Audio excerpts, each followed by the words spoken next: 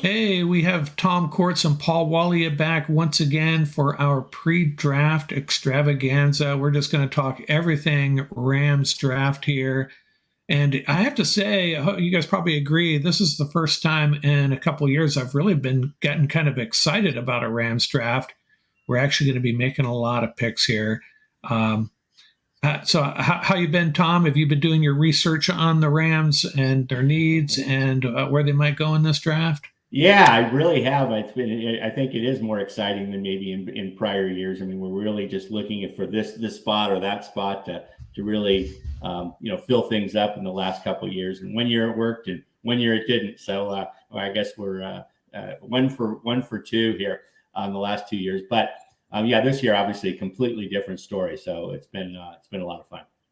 And Paul, if I remember correctly, last year you do a really good job of doing a deep dive into players and guys that you think will be a really good fit. So you prepared to share some of that information with us today?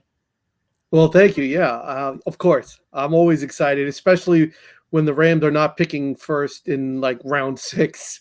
Right, We right. actually have a pick in the I'm sorry, early second round. So it'll be exciting. And you guys do a great job as well. Yeah, and 11 picks, and I have a feeling it may end up being more than that, or maybe less. Well, we have a question about that coming up here. So, hey, Paul, I'll start with you. The first question, I think every Ram fan is asking: what are their big needs in this draft? And it's probably a pretty long list, but in priority, where do you think the Rams need to go in this draft? Well, since the Rams emptied their entire roster, right? So that sort of puts a different sort of spin on it. But I think if I were the Rams, I would focus on two areas. Two areas immediately jump out at you. Number one is edge. There was absolutely no pass rush last year, and that absolutely crushed them. The second is the secondary. The secondary is barren. We have a couple of players there that are on the young side, but we definitely need some, particularly perimeter corner. Perimeter corner, I think, next to edge rusher is like a 1A and sort of a 1B. Um, this draft, though, doesn't necessarily, if timing was anything, this is not the time for the Rams to have to encounter. This is not an especially deep draft. So it sort of goes against what the Rams were doing. So the Rams have to be very, very careful in terms of how they sort of stack their players. I think for them, the best way is to really load up on best player available. That's the best way you're going to extract the most value from this kind of draft. Good thing for them, there is good depth at corner, so and safety to some degree. So we'll see how it plays out. But those are the two areas I would say: perimeter corner and edge. Yeah, Tom, same question for you. And I noticed that in my what did I call it? My group think mock draft. You made a selection at inside linebacker pretty early. So what are your? I have a feeling you're going to line. Most Ram fans are going to line up pretty closely on the top needs. Are you going to include linebacker in that group as No, well? no, I don't think so. I'm not sure when that pick came, but I agree with Paul that the big needs are at edge and cornerback in particular, as opposed to safety, and but I'll also include another one, defensive line. I think that my focus on this entire analysis and kind of looking at everything that the Rams are doing is I'm trying to keep it in line with what the front office is doing because they're clearly shooting for 2024. So everything I'm looking at is what's the roster? What does the roster look like in 2024? If it's you think if we everybody thinks it's thin this year and it's by far has the fewest players on the roster going into 2023 as any other team, might maybe by as many as 7 or 8 players under the second lowest rostered team. But I'm even looking to the next year, which I think the Rams board is. I think the Rams board is 2024, and what do we need to do between now and then? So obviously we have 2 drafts, theoretically with 10 plus probably in both drafts before we get off to that 2024 season. And so I looked at that, and then also, so what do the Rams have come in this year as sort of 1 year rental players, if you will? They've been on the roster a while. They're not they didn't just sign, but they're guys that are going to be gone next year or likely going to be gone next year. And so that's what I looked at. I think defensive line, we have 5 guys this year that could build around. Aaron Donald's the only player left for 2024, and on the defensive line. And then edge, we have 3 guys at 2024, none of which are all spectacular. Hoyt, Keir Thomas, and Daniel Hardy. So that's a huge need. And then cornerback, obviously, that's a pressing need this year because there's only 4 guys on the roster that are cornerbacks, maybe 2 of them that could even potentially start. Durant, and if you include Kendrick, I don't think Sean Jolly or Robert Rochelle are starters. So I think it's going to be heavy dose of cornerback this year with a further heavy dose of defensive line and edge. Yeah, I agree pretty much. Edge, cornerback. I've been going heavy on edge and cornerback in all my mock drafts. I'm glad neither of you mentioned offensive line because I think a lot of national guys have been picking offensive line for the Rams, and they actually have a lot of depth there. You wouldn't know it from what happened last year, and I think that they can. They'll have some money next year to go out and get an offensive lineman if they think they need to fix, if that continues to be a problem. But yeah, edge, cornerback. We're really thin at inside linebacker, but I think they can find someone later in the draft to help there. And I think at some point they'll have to draft a running back because I'm not sure if Cam Akers is a free agent next year. Is he? I mean, I love him, but just a little unsettled about him still. Yeah, sorry to interrupt on that point. I believe there's something happened with Akers' contract along the way that potentially where we're keeping him in 2024. So something turned it into a 2-year deal. Yeah, something happened along the way where it turned it into a 2-year deal instead of a 1. So he is under contract for 2024. Yes. Yeah. Okay, then we need to make. Hopefully he. How do I say this tactfully? He doesn't, pull any head games with the Rams like he did last season. I mean, they were probably both to blame for that, but that's just not a good look for an NFL franchise, what happened with him and the Rams last year. Okay, let's get into the draft itself. And I'm trying to phrase this correctly. There's a lot of guys that we can realistically hope fall to the Rams. I got probably 10 or 15 guys. But is there one player, I'll start with you, Tom, is there one player that most people don't think is really going to be there, but you're just praying, you're just crossing your fingers that somehow, some way he slips to number 36? Is that Cooper chiming in there? Yeah, that's that. Cooper Pop has a lot of opinions here. He wants to, doesn't want to get his ankle broken. He's saying, draft me. Yeah. No, I think there's 2 guys that I would like to see drop. One of them, they're both from Clemson, actually. And so one of them is Miles Murphy, the edge. And, I just, in doing the draft analysis, I watch some tape, but I read a lot more from guys who have watched, a lot of tape. And this guy's just freaky athletic.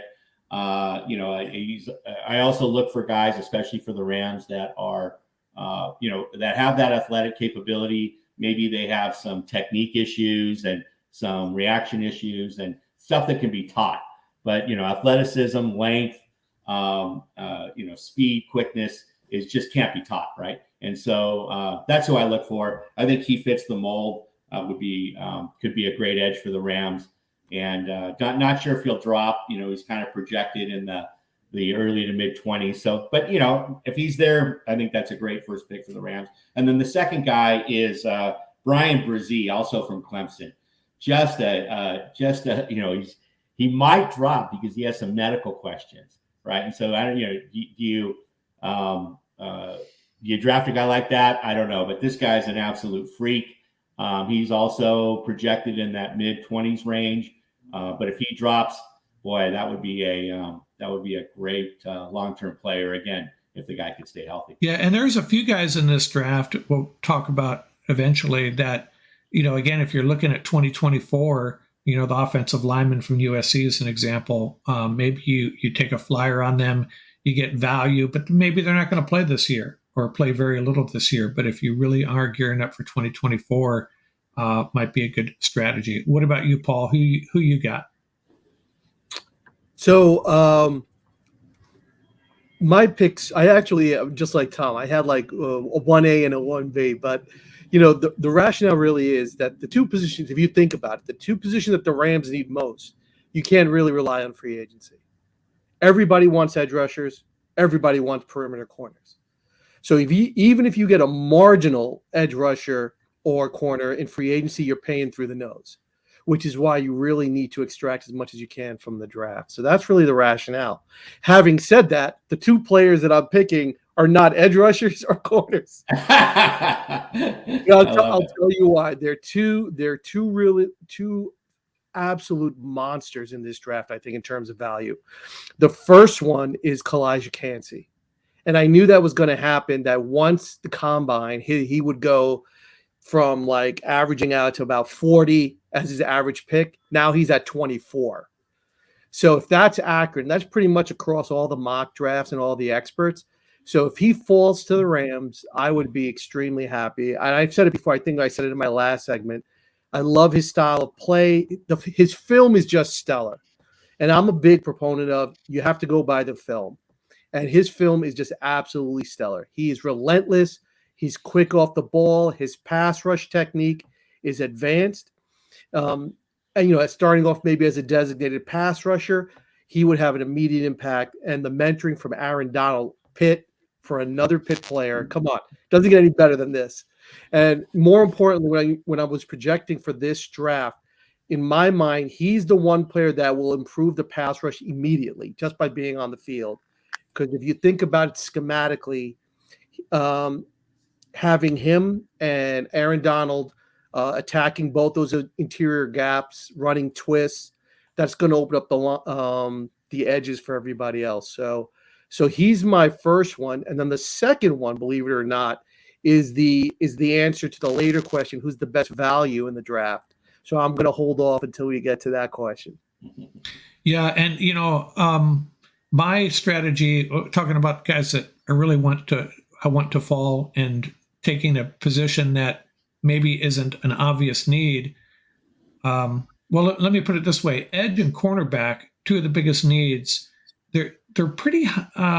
There's a lot of value there, especially at cornerback. You can get some pretty good cornerbacks in the third and fourth round, which is why I think the Rams need to pick up a fourth round pick. They don't need to pick a cornerback early. They could if there's a guy they really like. But the two guys I would like to see slip, one is Will McDonald, an edge rusher. And I've seen him going all over the place, and I've picked him in some mocks. And every time I pick him in a mock, someone says he's not going to be there at 36. But the thing is with the edge, there are so many good edge rushers at the top of this draft. Are 7 edge rushers going to go in the first round? Potentially. But if there's a run on another position like tight end, there's so many good tight ends in this draft too. Very Someone deep. like Will McDonald could slip as well. And another guy, and I think maybe he's not really, I think he's going to be gone by 36, and that would be the wide receiver, Jalen Hyatt. And I think he's a game changer on the offensive side of the ball. He helps your run game. He really stretches the field. And, I knew Allen Robinson was going to be gone. And I knew Van Jefferson is a free agent next year. Right. But it really didn't hit me until, that trade actually came through. And as I'm looking at our wide receiver core moving forward, I don't know if Sean McVay is going to be satisfied with what we have even this year, and especially not in 2024. They're going to add a wide receiver threat at some point. So those would be my two: Will McDonald and Jalen Hyatt. And there's a bunch of other guys too. Nolan Smith, he'll probably be gone for sure. The edge rushers, it all just depends on which guys these teams like and how many really go in the first round. An edge rusher, in my opinion, is a real wild card in this draft. I'll tell you why. You're absolutely right. There are a bunch of them that are quote unquote undersized. And that in the past has scared off a lot of NFL teams, right? Right. Because the rationale being is that great, they can, attack the edge and they have that bend at 235. Now we bulk them up to 250. Can they still bend? Right? Can they still attack that edge with the quickness? So that's what scares off a lot of NFL sort of teams. And then the other one is Felix Azuma. Apparently, there's a rumor going around. So he didn't run the 40, and he didn't run the 40 at his pro day. So they're saying that his knee injury isn't fully healed. So his medical might scare some teams off of him as well. So that's 3 edge rushers right there, right? If you take a look at it, right? Well, actually 4, because there's 3 undersized edge rushers that are very prominent in the first round, plus him. That brings it up to 4. So that's going to be a real wild card in the draft. Now, my next question was going to be, which positions do they draft with those first 3 picks? Right now, if we have the 36 and the 69 and the 77, something like that. That's right. Those first 3 picks, what's your prediction? I'll start with you, Tom. Well, let me go first this time. I'll tell you what I think. I think the first 3 positions are going to be edge, cornerback, and wide receiver, not in any particular order. And I would have said 2 cornerbacks, but like I said, I think cornerbacks are very deep and they'll come back and get one later. So that's my answer: edge, cornerback, and wide receiver. How about you, Tom? I mean, I think it's going to be a combination of, unless you get like a guy like Brzee who drops, that a defensive lineman that you just can't pass up, in my opinion. I think that the high likelihood that it will be 2 edges and a cornerback, or 2 cornerbacks and an edge, but more likely an edge and 2 cornerbacks. So I think that, we're those high value positions will be taken early on. And then, a lot of the other positions will be filled in with our later picks. After 77, we don't pick again until 167. So I know. 90 picks later. So there's a big jump. We really got to make the most of those first 3 picks. And I think, to your point, you mentioned, or you sort of alluded to it earlier, there is a chance that the Rams trade back out of 36 and turn that into 2 more picks, and maybe drop into the 40s plus pick up something in the 90s or something like that. I think we need a lot of players. We need a lot of bodies. There's a lot of competition to be had over the next, over the course of this season, leading into next season. And I think they're going to turn 11 picks into, it could be as many as 13 or 14. Right. How about you, Tom? Paul? Yeah, so I have a couple of combinations. I have either two edge or 2 corners, with the wild card being a couple of really nice O-linemen that will be available in those numbers. Particularly when I ran the mocks, I kept running them without doing any trades, just to see who would consistently be there, and ran it across 4 different mock databases. And the names kept coming up very, very consistently. I had obviously my favorite, Kancey, at the first, with the option of Ojulari if he falls. Right, one of my favorites, BJ Ojulari. Right. Tyreek Stevenson at one of the corners that always comes up right around in the mid to late 60s. And then 2 names I want to throw out that I really, really like. And I want to shout out my boy Salier from University of Georgia, the guard who crushed it. And shout out to Mark, who called Tyler Algier last year, 5th round pick from Atlanta, who just crushed it this year, right? I have really two names I want to throw out there. I got Warren McClendon, another, you know how I love the SEC, another Georgia Bulldog who can play anywhere on the line. And if you watch his tape, he's an absolute monster. And in a zone scheme, he is just knocking people down. He will fit in perfectly. And then on defense, because we lost my buddy Ashawn, and we got to stop the run, right? Keanu Benton, University of Wisconsin, a human roadblock. This kid with athleticism, he generally fluctuates around 75 to 85. So I have him at 77 possibly as well. So Warren McClendon, Keanu Benton, and then the wild card is Joe Tippmann, the offensive lineman from Wisconsin. We got Logan Bruss. We might as well bring over his center that he played with, right? Joe Tippmann is the other one. Yeah, and just to mention those the players that I'd like to see in those top three. You mentioned Will McDonald. You said he might not be there. I have a sneaky feeling he's going to be there. I think I see a lot of mocks he's dropped, even into the top of the second round. So he could be there. But the three guys I like Keon White, also an edge from Georgia Tech. Again, super athletic, great upside. And then on the cornerback side, I really like Calais Ringo from Georgia. We're going to have our Georgia cornerback tandem with Kendrick and Ringo. Love that guy's upside. Again, just freaky athletic. Needs some discipline help and so forth. But he could be there. It's a lot of mocks have him actually at 36. And then the other guy is Cam Smith. Of the two cornerbacks from South Carolina, I like him a lot better. And I think he could be there. Very, very potent, very good chance he could still be there at 77. The cornerback, I think that really fits well for the Rams. So one thing about Ringo, if he doesn't make it a corner, he'll be probably right. Excellent safety. Yeah, he'll be an unbelievable safety because he has a lot of the criticism that we talked about last year with Kendrick, right? That he when the ball's behind him, he's grabby. I think he had double-digit penalties this year because of that.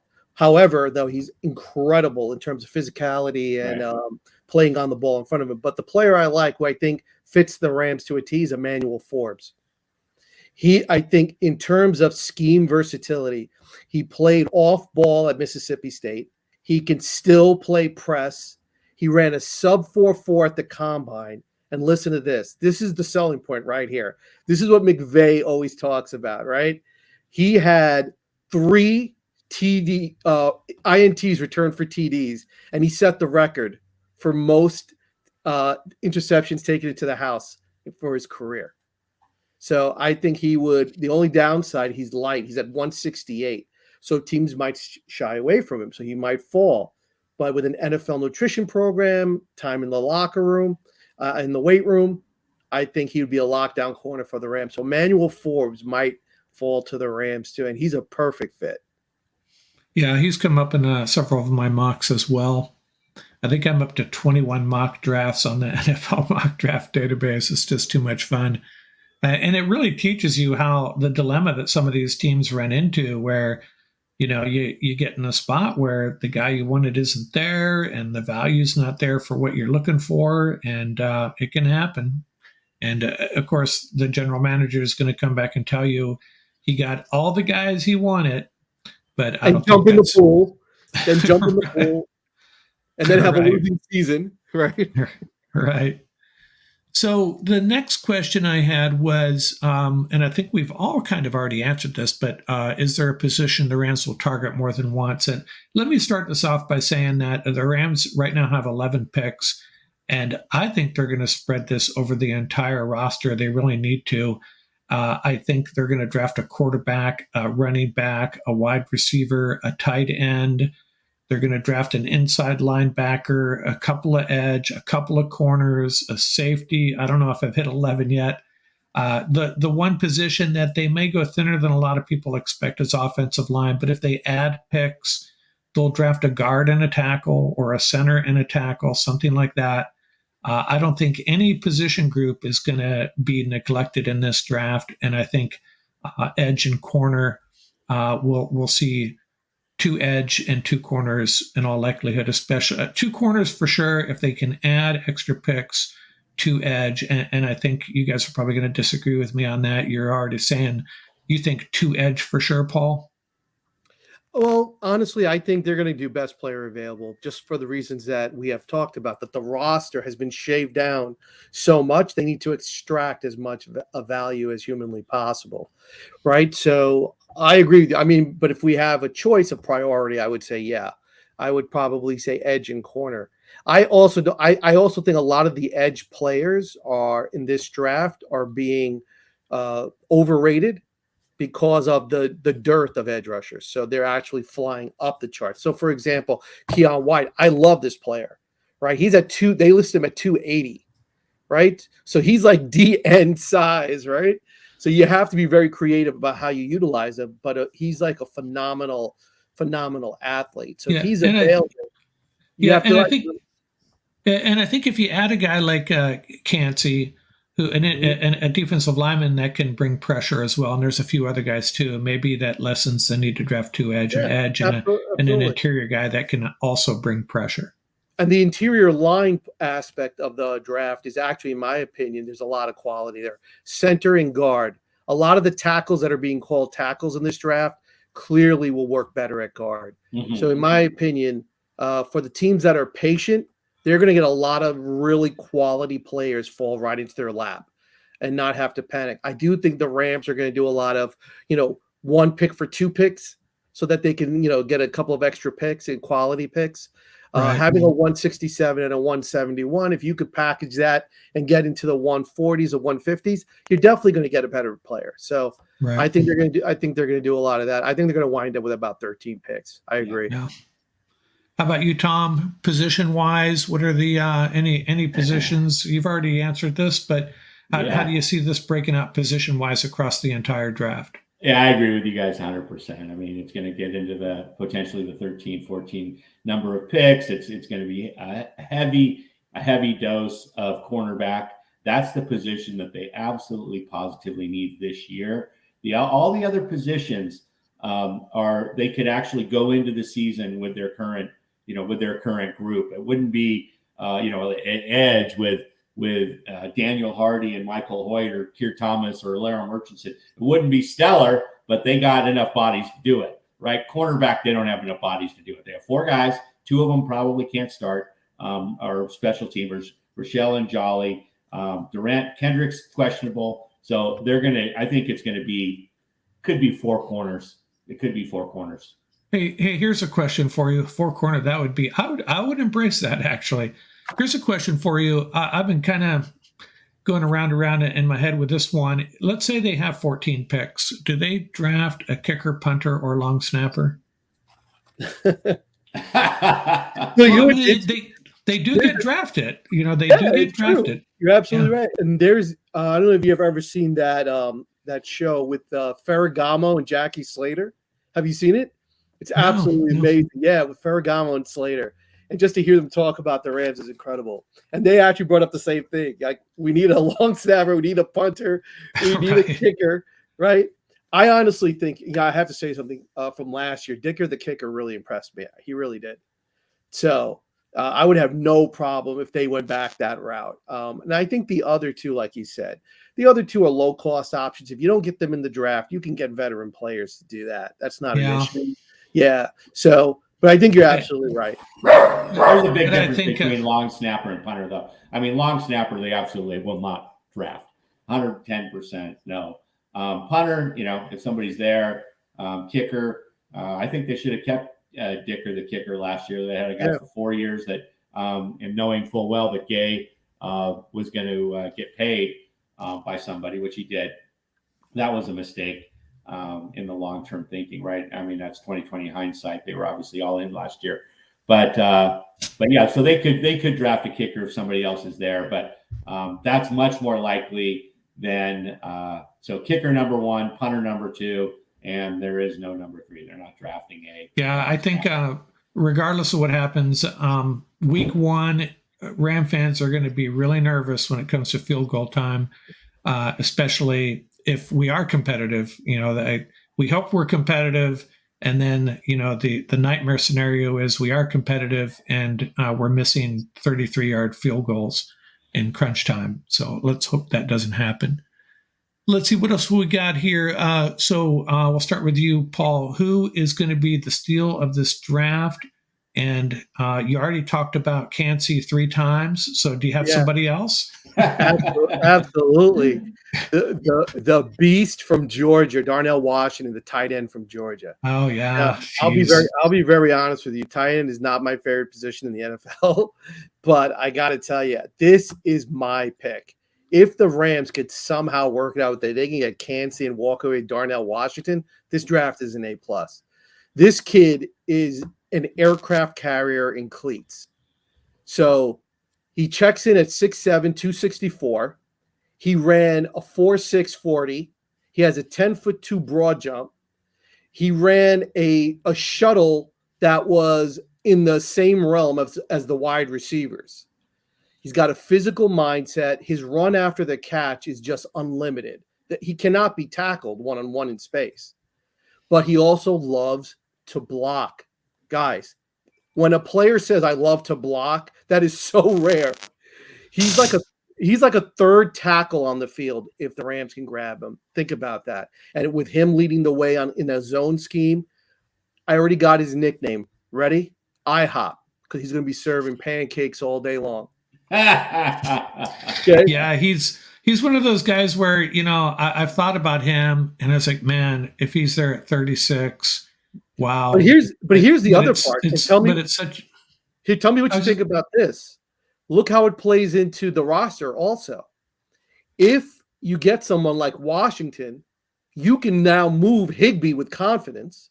Right?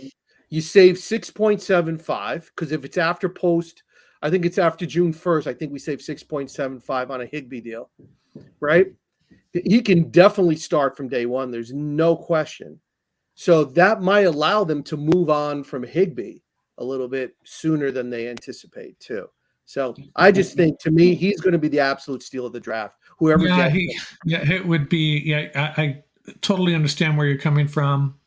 It's just a matter of, do you pass up edge at that spot for a tight end? And I'd love to have that guy. Love to have. And you're right. He would just do wonders for the rushing game. I think he's going to go in the 50s. I think he's going to go in the 50s because there's not a lot of hype on him, surprisingly, which shocks me. But there was early on, and I wonder, like a guy like McVay who loves tight ends, or at least coming into when he took over the coaching job, that was the theory that he was going to rely on the tight ends. His first draft pick was Gerald Everett, right? And that really hasn't come to fruition. I mean, Higbee's been solid, and Everett had a good run here, but hasn't really been a tight end heavy offense. Yeah. But could McVay pass on someone like Darnell Washington? That's the question. How about you, Tom? Who you got for your steal of the draft? Well, I still think I'm tripling down on my prediction here that Higbee will be cut regardless of whether we get Darnell Washington or not. But I think they're just waiting till the June 1st after the draft and see what lands in their lap. But I don't see him. I would love to have that guy on the roster. I don't see them, and I don't think they should go pick that guy with Washington with their first pick. So I'm with Mark on that. But I think as far as the steal of the draft, I think that I'm going to go way down the board here and go with a guy that is local to me, who I saw play versus my Bruins a couple of times, Jake Haener. And, he's probably going to go in the 4th round. And I think this guy's going to be a very, very good, Pickett-like quarterback who can start in the NFL and have a good career. He's it is a little worrisome with his injury history, but the guy's a gamer. He's accurate as can be, and that to me is the number one thing of an NFL quarterback. And so Haener is my pick, and somebody's going to get a good one. If the Rams could get him with at their first at that 167 pick, oh boy, I'd be thrilled. And then 1A is DTR. I'm going with my homer pick. He'll be right in the same range. He's a lot more likely to drop than Haener. But if they are going to draft a quarterback in this draft, and I think they will, obviously there's no higher leverage position than that. And so I would love to see him grab one of those two guys. If they don't, I think both those guys are going to be good NFL players. Yeah, what I like about I have DTR at 182. Yeah, I have DTR at every draft at 182. But what I like about Haener is I think he can come in and be a backup almost immediately. I think he'd be a quick study. And then there's also that off chance that he's going to develop into something special. He showed in the Senior Bowl, right? He looked really good. Mm-hmm. So, I have no problem with that pick. I know my special assistant, Matt, he's a big Jake Haener fan. My guy is a running back out of Pittsburgh, Izzy Abanikanda. Izzy, yes. Yeah. And what I like about him, I watch some tape. It's really hard watching tape on running backs. My tape is YouTube videos, and you read the draft profile of some of these guys, and fifth rounder, he can't do this, he can't do that, has limitations, and then you go watch the highlights, and the highlights are always incredible, right? Right, yeah. So Izzy's highlights are incredible, and he just struck me. And I'm not a trained NFL player evaluator by any stretch, but he just strikes me as a 3-down NFL running back, and I think that's what we need. And I think he's a guy that you could probably get possibly in the 5th round. He may go earlier. Who knows? On the ranking sheet I have in front of me right now, he's ranked 114th overall. That's the Draft Tech rankings. So take that for what it's worth. So that's my guy. Can we have a shameless New York City shout out for Izzy from Brooklyn, New York? Izzy, okay. Abraham Lincoln High School, and who broke Tony Dorsett's single game rushing record at Pitt. Oh, wow. Izzy. Yeah. And he has a knack for getting into the end zone, if I'm not mistaken. Oh, absolutely. His acceleration and burst through the line, and the kid is tough as nails. Watch if you like you said about the highlights. If you watch an entire game and you just see him, just like he's like Novocaine. Give it time. Yeah. 3 yards, 3 yards, 3 yards, boom, end zone. Yeah. And what round do you see him going? I think he could go theoretically 4 or 5. There's a lot to be. Your example is a great example. Another shameless shout out: Scarlet Knight, Rutgers, Pacheco for the world champs. Right. Rutgers running back. Right. He went very late, if I'm not mistaken. I think he was 6th or 7th round. I think it was 7th round. Yeah. Yeah. So and another running back in your same sort of mindset, Mark, Chris Rodriguez, Kentucky. Right. You pair him with Cam Akers. Yeah. Chris Rodriguez is a human sledgehammer. He's Steven Jackson without that skill set of acceleration and burst. But when it comes to between the tackles and just carrying bodies, Chris Rodriguez is the hammer. Yeah, don't get me started on SJ39. I think he might be the most underrated player by far. In the history. I talked to people like when he went to the Falcons. I mentioned I called him SJ39, and he's like, "Who's that? Who?" Yeah, he's your new running back, the all-time Rams leading rusher. It's like, oh, he's the reason. He's the reason Rams Mount Rushmore is all running backs on top. Yeah, right. Marshall Faulk, Eric Dickerson, and SJ39. Yeah. Well, my son made the point that there was like an 8-9 year. I mentioned this on a pod recently. I think there was an 8-9 year period, the dark days, right, of the Rams, where they were just horrible. And SJ39 made it bearable. He really did. Just watching him, he's just incredible, and it seems like a really cool guy too, from what I've seen. So far we've had Pitt. Shout out to Pitt, right? So far we've had 2 players in this draft, one compared to Tony Dorsett and one compared to Aaron Donald. So no, not necessarily compared to Tony Dorsett, but he broke Tony Dorsett's record. No, I know what you're saying. Game record, yeah. It's just the Pitt love here is and actually what another guy I really like, and I can't pronounce his name either, Mr. Dennis, the linebacker. Servasia Dennis, inside linebacker with the Panthers. He's I've picked him in several of my mock drafts, like in the 6th, 7th round, just to add to that pool of what we have: Ernest Jones, Christian Roseboom, Jake Hummer, and someone else I forget. They have another great outside linebacker, Baldonado. Right. Right, they have another great one, Baldonado, and I'm not going to pronounce his first name either. Yeah, I'm reading it here. I'm not even. I'm not going to say it. Just embarrass myself. But for Tom's purposes, let's be real. You got DTR UCLA, and let's face it, Zach Charbonnet. They're not talking enough about that kid. That kid is an absolute monster. Yeah, they think he's slow, and but that's fine. And he gained a lot of his yards. I obviously watched most of the games, if not all of them, and gained a lot of his yards breaking tackles. And obviously, that's a good skill set to have in the NFL, especially on these outside zone schemes where you're oftentimes going against defensive backs and so forth. As the first point of contact. But so that's the rub on him. But he's patient. He can hit a hole. He's not gonna run off a lot of Jonathan Taylor 60, 70 yarders. But yeah, he's going to be a solid back. I think he's going to fall. I think he's going to drop and he's not going to drop to. I don't know if he drops into that third slot. It'd be very interesting. That third round, but. They do think he's slow, and he doesn't have that great of that great of speed, but he's just a bigger, smart back. We'll see.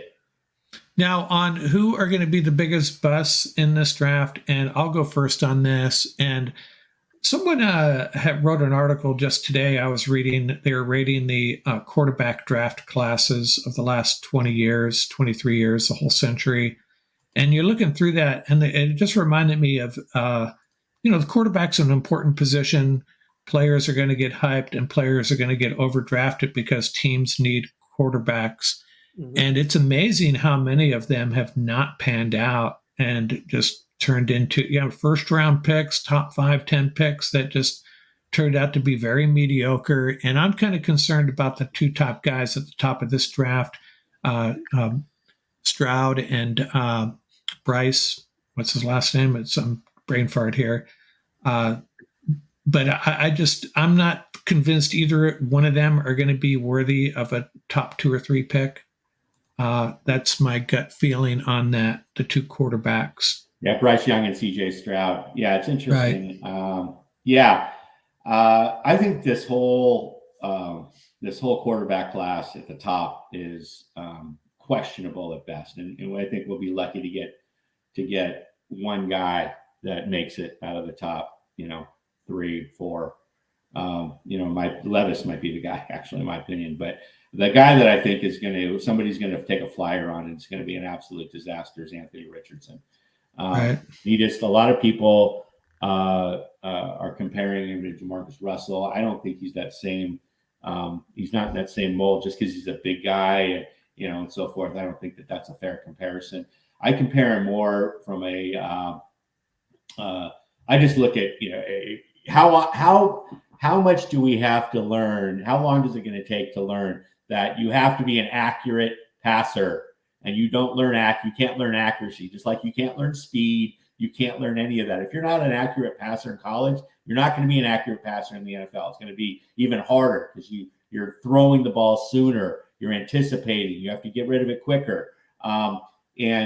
So he's not accurate. And that's his downfall. Just because he's a big, strong, athletic guy with tons of upside, if you don't have accuracy, you don't have it. So I think whoever takes a flyer on Anthony Richardson is going to that's going to be the big fail. I compare him more to, say, Andre Ware, even though they're not out of the same mold. Andre Ware was just a super inaccurate quarterback that flourished in a. How do you feel about Hooker? How do you feel about Hendon Hooker? Go ahead, Paul. So, the Tennessee quarterback? Yeah. Well, I think Tom brings up a good point. And look, it's a copycat league. We saw Jalen Hurts in the Super Bowl. So now you're going to see everybody jump all over these, super athletic quarterbacks. And, it's really unfair to the quarterbacks because these quarterbacks, Hooker, Richardson, Stroud, these guys are great competitors. You watch them play, but you have to develop these quarterbacks. And what happens is when they get drafted this high, they don't get that luxury. And that's the problem. We have a lot of really talented quarterbacks in this league that never get a legitimate real shot because they get drafted so high. And the quarterbacks that get drafted in the second round, third round, you know what? They really do have the best chance for success because they get to carry the clipboard.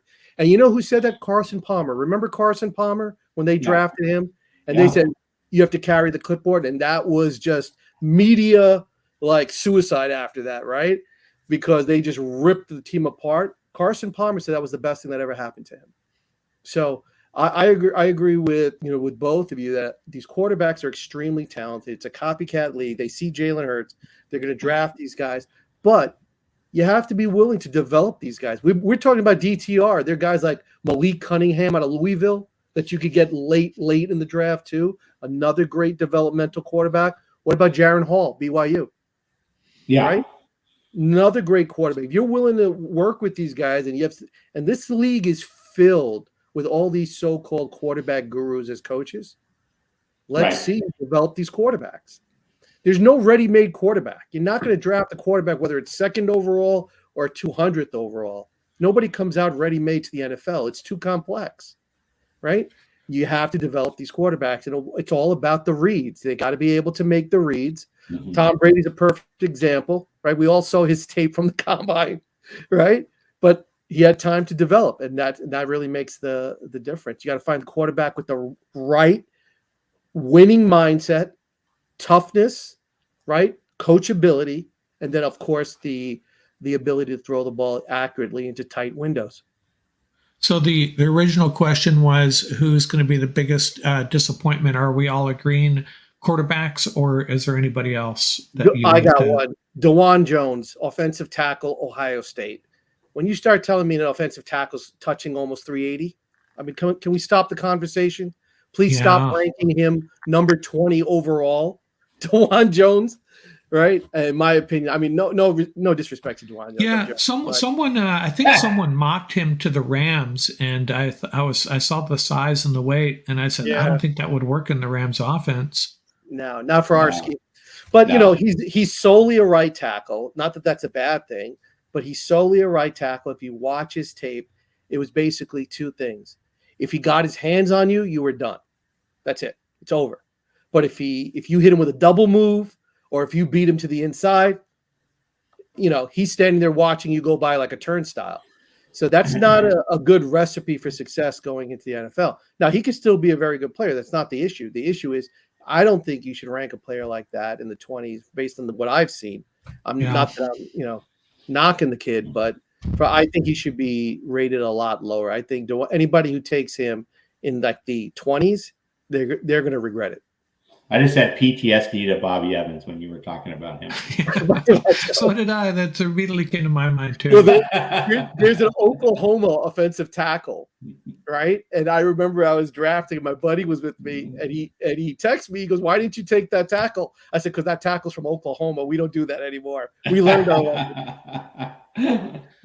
Hey, so did you have anything else to add on, Tom, as far as potential busts in this draft, or are you just land with the quarterbacks? No, I think the majority of the time the quarterbacks are going to be your bust, and especially with how the premium that's put on them and the hit rate that we experienced. I don't think this is a great quarterback class.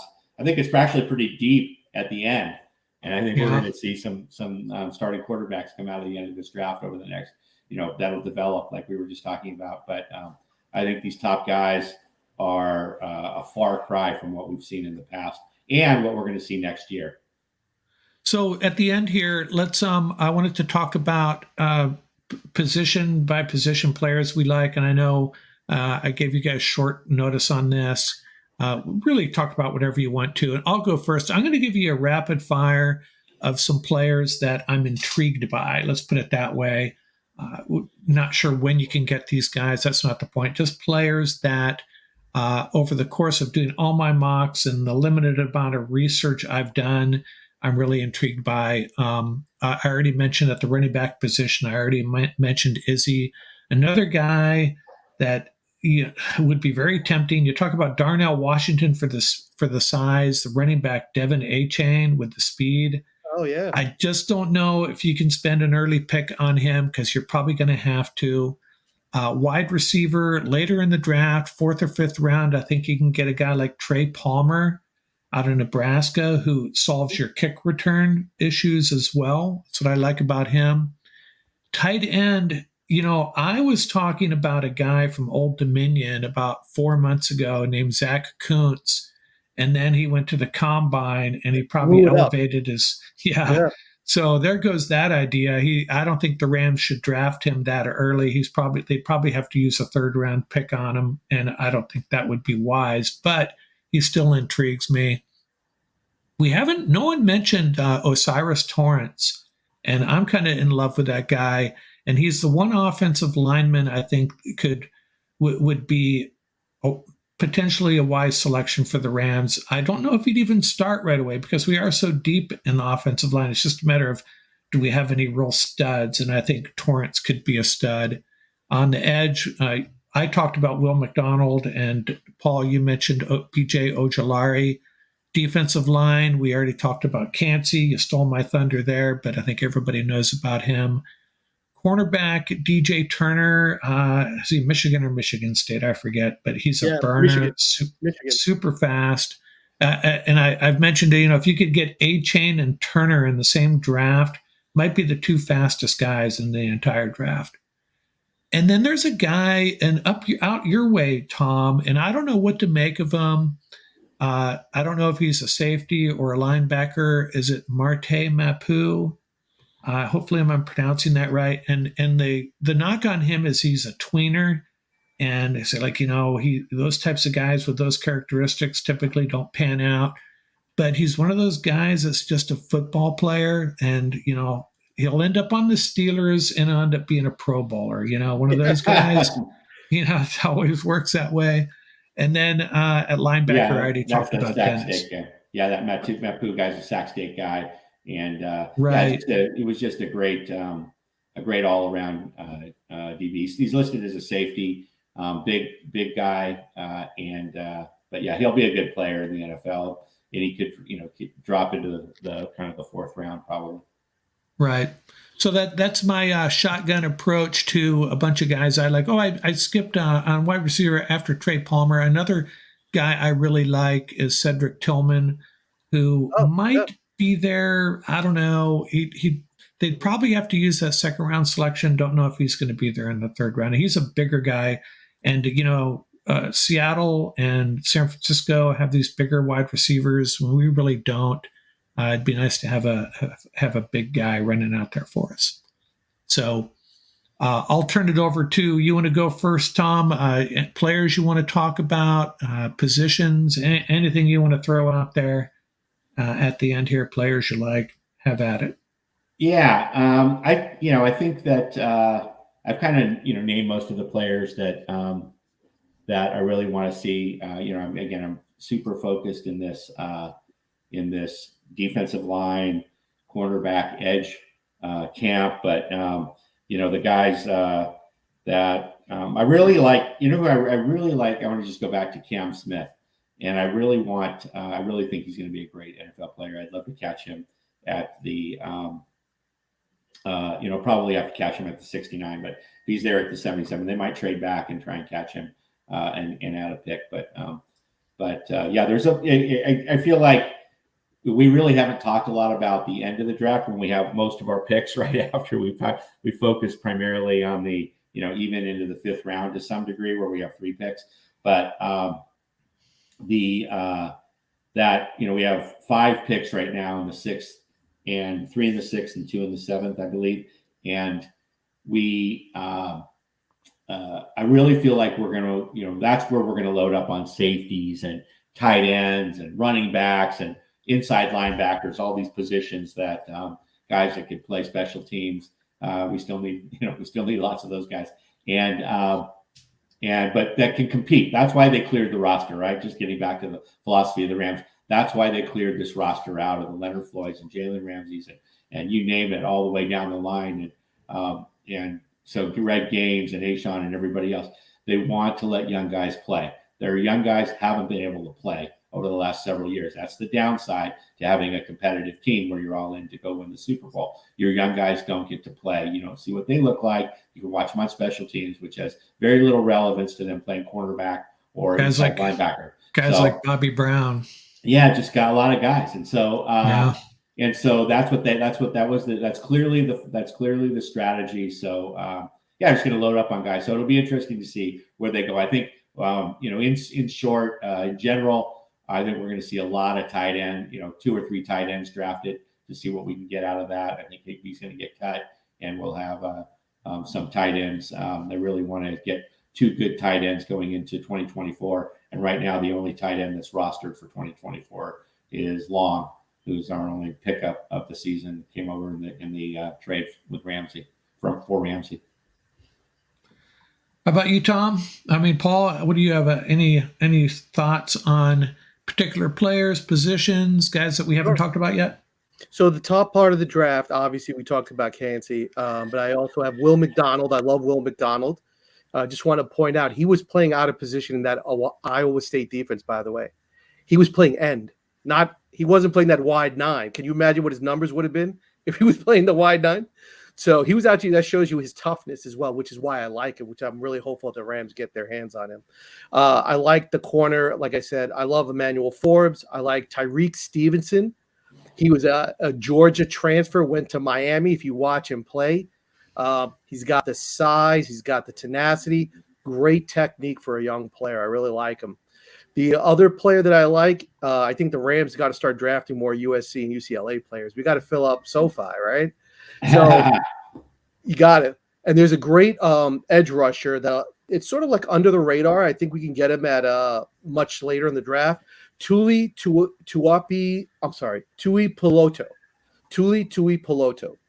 I love the way this kid plays. And he's real big though, right? Isn't he in the 290s?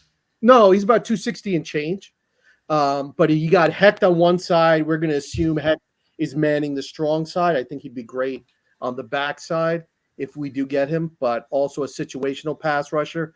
Love his toughness. He translates pressure into sacks. The things with edge rushers, there are edge rushers that come close, but never really generate double-digit sacks in the NFL. There's a whole bunch of them. That's called free agency, right? Then there are guys that translate those pressures into sacks, and he's one of those guys. If you watch him, if he gets close, it's ending in a sack.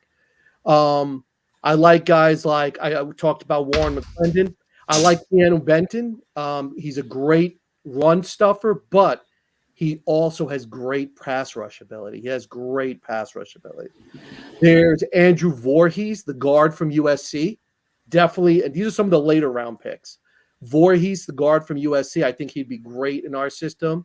There is a D-back who is cut out for the zone scheme. His name is Riley Moss from Iowa. His name is coming up a lot in Ram mocks because he's a pure zone D-back, and he's physical. I think he'd be a great fit. The one pass rusher that I really like is Isaiah McGuire. I don't think enough people are talking about Isaiah McGuire. He is a legit – he's not one of these guys that they say we're going to project him to edge. He's playing edge right now in Missouri, right? He's a legit edge with size. He can play the strong side. He can play the back side. He likes to pass rush. His technique is raw, but I think he's a great pass rusher. Byron Young, the kid from Tennessee, another great pass rusher. The two running backs that I like, Chris Rodriguez and Tavion Thomas from Utah. Tavion Thomas from Utah is an absolute monster. And he's used to playing out of the shotgun. So that's the thing for us. We need running backs that can play out of the shotgun as well as, we can't just use running backs that only run out of the eye because that's not what we do in terms of an offensive scheme. The wide receiver part, I'm really fascinated by two wide receivers. The first, Andre Yeshivas. That's the guy I told you about last time. I love this wide receiver. He played great at the combine. He is very physically, when you look at him, you're like, this guy is legit. He's a 6'2", 200. He's a heptathlon athlete, medalist. Unbelievable, right? With that type of athleticism. And then the other kid that I like, who's going to go really late in the draft, I think, but is going to be real value, is Michael Wilson, the kid from Stanford. Team captain, great special teams player, just scratching the surface of his ability. And then the other one is from BYU, Puka Nacua. I like Puka Nacua. I really like the way he plays. And then the last two, I love this kid, Cam Jones from Indiana. I think he's the best special teams player in the draft defensively, as well as a great linebacker. And Shaka Hayward from Duke, a great two-down linebacker for us. Comes off the field, put him next to Ernest Jones. I think that'll tighten up the middle. And then the one unsung hero will be Byron Young, defensive tackle from Alabama, pure run stuffer. Very little pass rush wiggle. But if you want somebody, a human fire hydrant, this is the kid. Hey, Sean. Yep. There you go. Yeah, I was looking at the rankings here. It looks like Tavion Thomas could be had in a pretty late round as well. Yeah. These are all my late round Yeah. superstars. I think Right. people are just overlooking these guys, and I think these guys are going to be not just on the NFL roster. They're going to get a lot of burn. I skipped one of our questions I was going to ask, and I'll go back to it. I think we may have already answered it. What was more likely? We had 4 options here. Do the Rams add extra picks in this draft, or do they give up picks to move up from 36? Or do they give up picks to get into the 4th round? Or do they end up with fewer than 11 picks but add 2024 picks? Well, I guess I think I've heard 2 things. I think you both think we need to add a 4th round pick, but then at the same time add additional picks. And it might be difficult to do both of those, right? To add a 4th round pick, you're probably going to. Now, keep in mind, I do. There was Chad Reuter had a mock draft he did the other day, and he had the Rams giving up to 36, moving back about 10 spots, and picking up Atlanta's 4th round pick and New England's 4th round pick and New England's 4th round comp pick, and so they added 2 picks and a 4th round pick, but gave up that first, 2nd round pick. And I probably didn't do a very good job of explaining that, but I think that the gist of the question is are we going to get quality or quantity? And I think that it's pretty obvious, it's going to be quantity. So if we look at going back to this the Rams thesis, not mine, that everything is focused on 2024. In 2024, the Rams have a total of 23 players that are slated to be rostered. Okay, that's losing 21 players in 2023. So now we're down to 23. So we need 53 guys.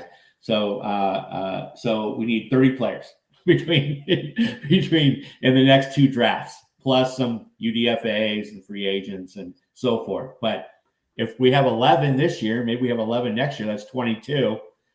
We still need 11 more guys. So I think that it's going to be quantity, and then quantity. And so it's going to be trade back. And I think they can trade back and pick up the 4th rounder. Yeah, you're right. They pick up the 4th rounder. It's not so much this year. It's just trade back and trade back 1 and pick up 3. And maybe it's 2 this year and a 7th round next year. Yeah, I guess I stated that. Like Yeah, I guess I stated that incorrectly. So they would actually do both at the same time by giving up, if they're willing to give up that 36, add a couple of 4th round picks and potentially a 6th round pick as well. I think that's what they did. So you solve both problems. You add picks and you pick up a 4th round pick. And what you're saying. Picks could be this year or next year. I guess what you're saying. I don't think it really matters to that. It's irrelevant which year. The advantage this year is you have a year to find out if you made any mistakes on your picks, and you could flex. And if you draft an offensive lineman and you find out he's not the answer, then you have extra data points moving into 2024.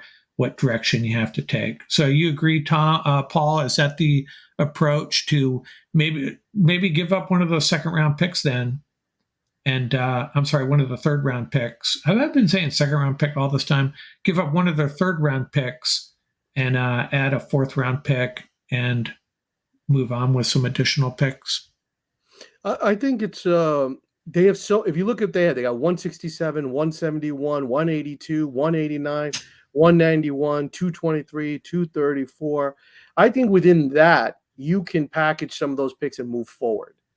Right. And I think you could still get accomplished. You're still going to wind up with 9 players, which is still a significant number. So, I like the fact that we're picking 36, 69, and 77. If you look at last year, and not just last year, the year prior as well, Seattle did a great job playing their young players. The Eagles did a great job playing their young players. Kansas City did a great job playing their young players, right? First year and rookies. So I think, I think the Rams saw that. They said, yeah, listen, we have a great coaching staff. We have a great culture here. Let's get these young players in and let's let them play. At 36, 69, and 77, and let's say you're able to package some of these other ones. My whole thing is get into the 150s. 150 and below is where it's at. You want those top 150 players. That's where it's at. That's where you're going to find guys that really bring the thunder. So I think if you can get one or two more picks within that one, below the 150 mark, I think they should definitely go for it. I think 36, 69, and 77, you're going to walk away with 3 players that are going to, and we always say this every year, right? Can they contribute immediately? Which is why you really have to narrow it down to a core set of these are the 6 or 8 players we want. If they're there, we're going to grab them. If they are not there, we're going to say, hey, Mark, listen, you want our 77? I want it. Give me your 89. Give me next year's your 77. You know what I mean? And that's where and the other thing that could fall out from that is if the Rams draft only 9, 10, or even 11 players, and let's say they don't draft an inside linebacker or they don't draft a punter, the top undrafted guys are going to have the first plane ticket to LA because they know they have a really good opportunity to earn a roster spot as opposed to going to some other team where you may be the 5th guy on the depth chart already. If you're a top-notch, undrafted rookie inside linebacker, and the Rams haven't drafted an inside linebacker, you get off that airplane and you're already second string, if not. But those 2 positions you named, right? Even from a veteran standpoint, usually you can bring in veterans even for those positions at a very low number, right? Because you don't usually have to spend a lot of money on long snappers and especially 2-down linebackers because they're plentiful in this league now, right? Yeah, and there's still a few out there. Yeah. Okay. So I think we've covered just about everything. I think I messed up that explanation of that proposed trade, but I think you get the gist of it. It was Chad Reuter's trade was, just to rehash it, make sure I get it right. He had the Rams given up their first pick in the 3rd round and adding 2 4th rounders. One of them was a compensatory pick, and I think an additional 6th rounder. But anyways, yeah, that would be one strategy. Paul, your strategy is maybe giving up a bundle of those really late picks to move up inside 150 one more time, and or then 2 times. Yeah. So who's your overall favorite player in the draft, Mark? Because you called it last year with Algiers, but who do you got? Who's your all-time favorite player in this draft? I think I've done too many of these mock drafts, and there's just so many guys that you start to fall in love with, and then a year from now you realize that 80% of them amounted to not much of anything. Let me just go down my list here. If there's someone, I think I'm going to have to tell you right now. I think the guy that I fell in love with very early, and you talk about a guy that's undersized, is Nolan Smith. And the reason I like him, again, it goes back to that thing, kind of like Mapu, the guy from Sacramento State. Questions about his size, questions about his measurables, this and that. And then he's just a great football player. He's just a great football player, and good teams will find a way to use that guy, and he's going to be a really good NFL player. That would probably be the one guy. I don't think the Rams have any shot at drafting him, but he might be my favorite. I could go on with a bunch of other guys. Zay Flowers is a guy that really excites me. Darnell Washington. Even there's 4 tight ends: Luke Musgrave, Dalton Kincaid. Don't get me started. So you got me started. But it'd probably if I had to single out one, it would be Nolan Smith. And again, it's I think he's being downgraded because of his size, but he's going to be a great football player. Who you got, Tom? Who's your favorite one in this draft? Well, a guy that I think could actually drop to us is, and I think I think Rams fans would go ballistic if they drafted this guy, but I mentioned him earlier. It's Brzee from Clemson. And if he drops because of his health, This guy's coming out was one of the best. He was one of the most highly recruited seniors in the country. He was probably one of the best, if not the best, freshmen his freshman year. And he's had some injury concerns, but this guy's an absolute animal. And I mean, reminds me of when, say, like a Warren Sapp dropped, through the floor in the draft, and we all know what happened in his career. So he dropped for different reasons, but yeah. So that's a guy that every time I see him, I just think, oh my God, this guy is just a man among kids there, and in the highest level of football. So I'll stick with one pick. That's my guy. If he's there at 36, hallelujah. I'll have to do some research on him, because every time I look at some of these mock drafts, there's always one guy that I haven't really dived into much, and he's one of them. So I'll have to take a look at him. Yeah, it's interesting. The kid you brought up, Hyatt, he's a late riser, right? He's hitting the boards now. Really talk about a meteoric rise up the boards. But yeah, he's interesting. A lot of people now are talking about the Rams taking a wide receiver early, which would cause me great agita if they did that. But yeah, a lot of people are talking about that. So since the release of Robinson, he's in no way, shape, or form even close to Robinson's style of play. It's a completely different type of receiver. Right. But yeah, so it's going to be interesting. It's going to be an interesting draft for the Rams. And your guy is Darnell Washington. He's your favorite, right? Is he your? It's like playing Madden with this kid, man. I'm telling you, yeah. Darnell Washington. I got to tell you, I got three. Washington, absolutely, I think is lights out. Kansas City, lights out. And I really like McDonald. I really like McDonald. I think use that kid right. If you bring him in and put him in a situation to succeed, he's got the intangibles already. Half the job is done. Now you coach this kid up, let him eat some good food, NFL style, hit the weight room, boom. He doesn't have to be 280, right? And I got to tell you, Tom's got a good sleeper. I think Keon White, in a right system with the really good coaches, he is, they're calling him a tweener. He's not a tweener. He's a player that doesn't come along very frequently.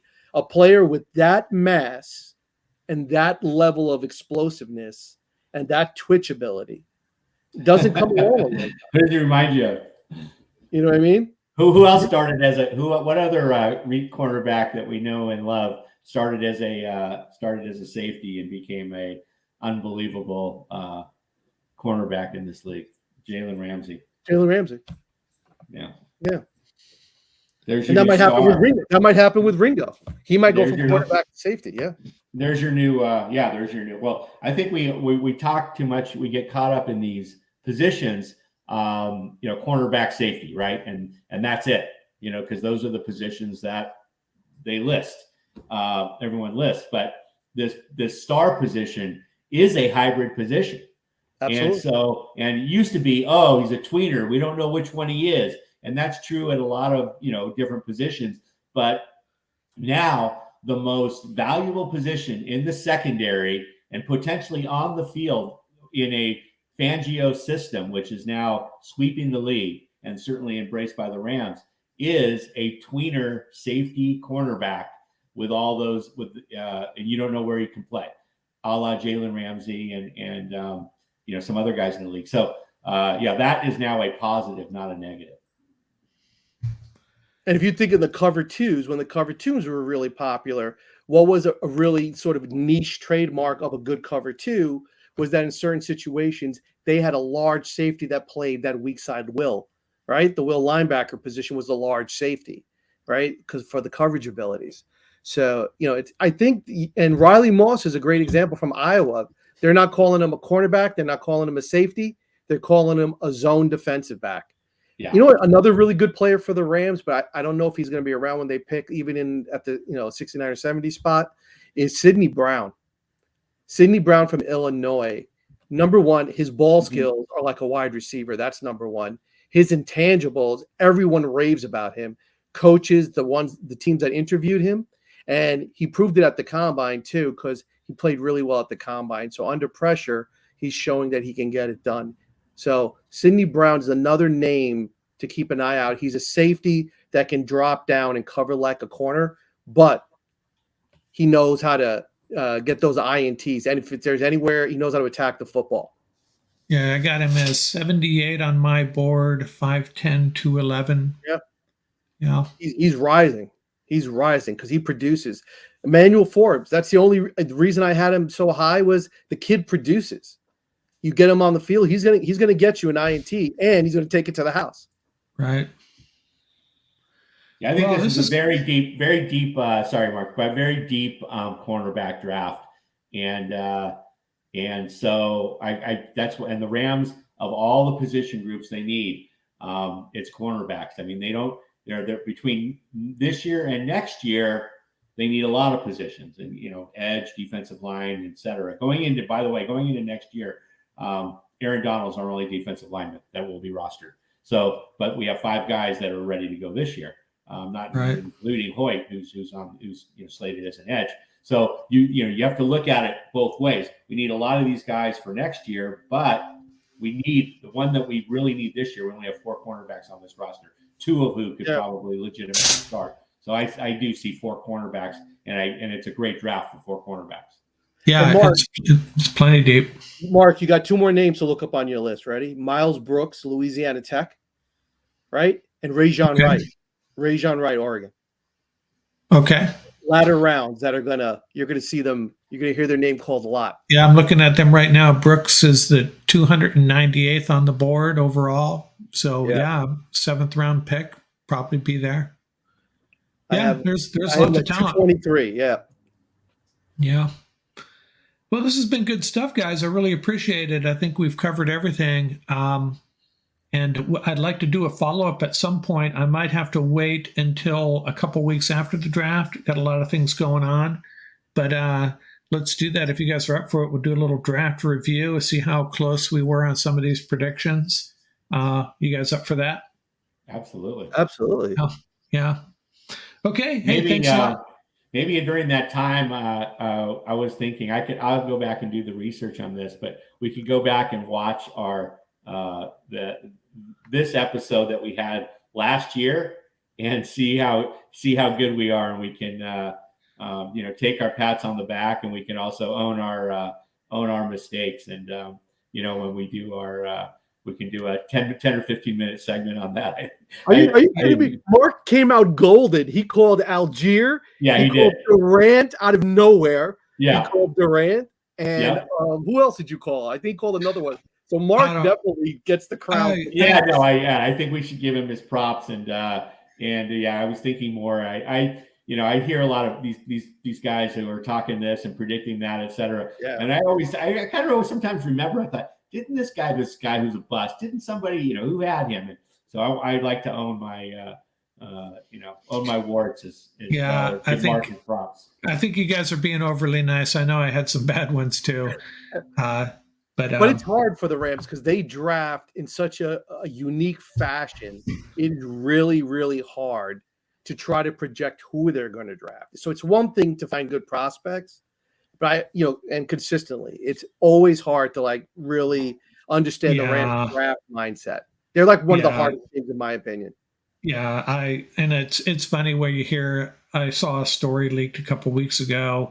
You guys probably saw it. How the Rams were looking at these 2 wide receivers, and I was talking to my son about it. It's like, how would anybody know that? How would 2 random writers for some website know that the Rams are looking at these 2? The Rams are so tight with their information as it is. Just made no sense. And it's just really hard to predict, really hard to get any solid information, as it should be. Even these guys that they go out and interview, I think we overemphasize that as well, that they had meetings with this player and that player. As I told my someone I was talking to, think how that might go down. You say, Les Snead and Sean McVay are thinking, you know what? Let's talk to this wide receiver from Cincinnati. I like him, but we need to talk to him. So that could actually be an indication of they're going there to get some verification point, and it could go the wrong way. The interview could actually confirm that, you know what, we're not going to draft this guy as much as they are going to draft him. So Right. that's my thoughts on that. But okay, thanks a lot, guys. It was fun, and hey, we kept it under. Geez, last time we went on and on. This is an hour and 20 minutes. Not bad. Not bad for a Sunday morning. Okay, thanks a lot, guys. We'll do it again. I'll reach out to you in a couple of weeks or a week or 10 days, and we'll set up a draft, a follow up on the draft, review the Rams picks, and hand out some grades to Les Snead and Sean McVay. All right, fantastic. Thanks so much. Rams pride. All right. Thanks a lot, you guys. Thanks, you guys.